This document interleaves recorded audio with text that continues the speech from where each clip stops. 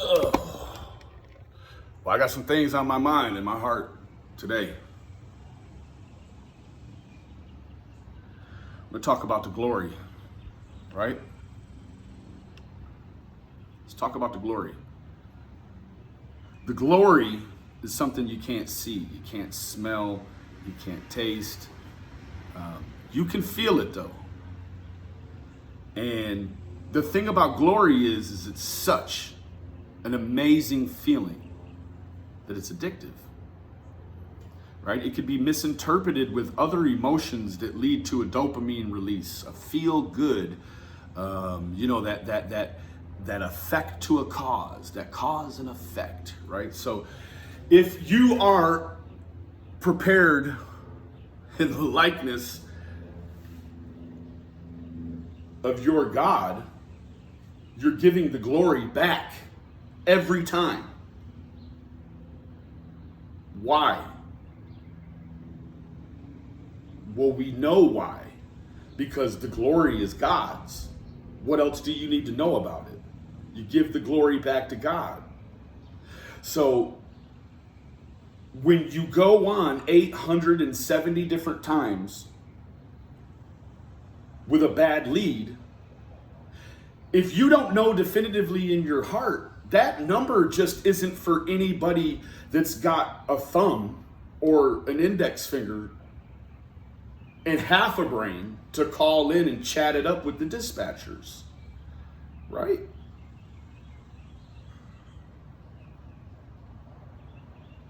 Right?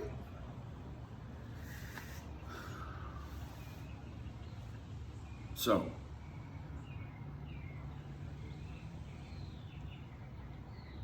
what we're looking at is a cast and crew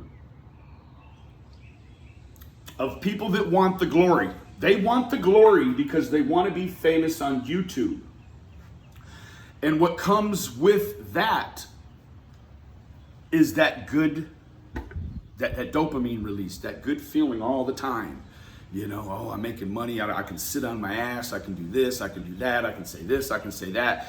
And because my heart is stoned because I stopped giving the glory back to God a long time ago, you don't care what keeping the glory does to other people peripherally, right? Because let me tell you this, if you designed with foresight what you were going to do presently, with the ideal that when the glory came back, it was going to be a glory worthy of God, and that God would want the glory that you had created for him especially.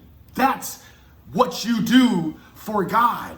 When the naysayers and the non-believers, they say, oh, God, well, if God's God, he would have saved Summer before she had to navigate through this. And what you're missing is that there's a lesson in everything that God does.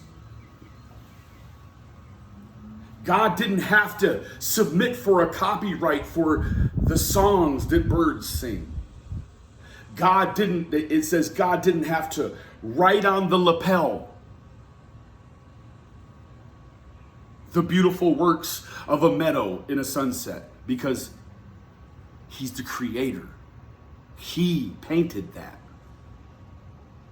Who are you, who are we to create a earthly, manly glory, and then we think in all of our best thinking that we can force feed God the kind of glory we create without it being created in his image first?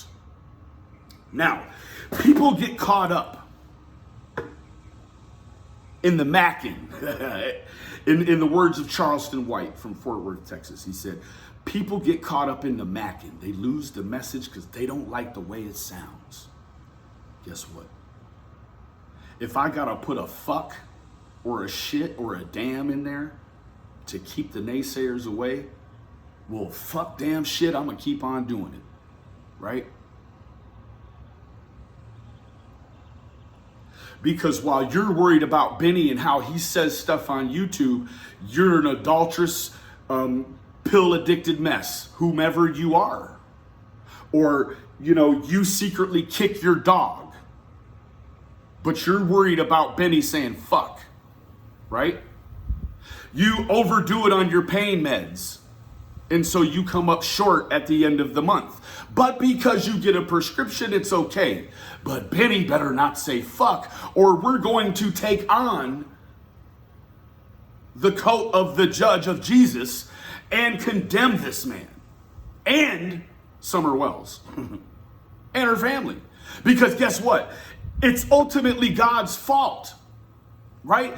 If God loved Summer as much as the Bible says he should, he would have never let any of this happen to her. So shame on God for picking Donald and Candy for Summer's parents. Fuck you mean.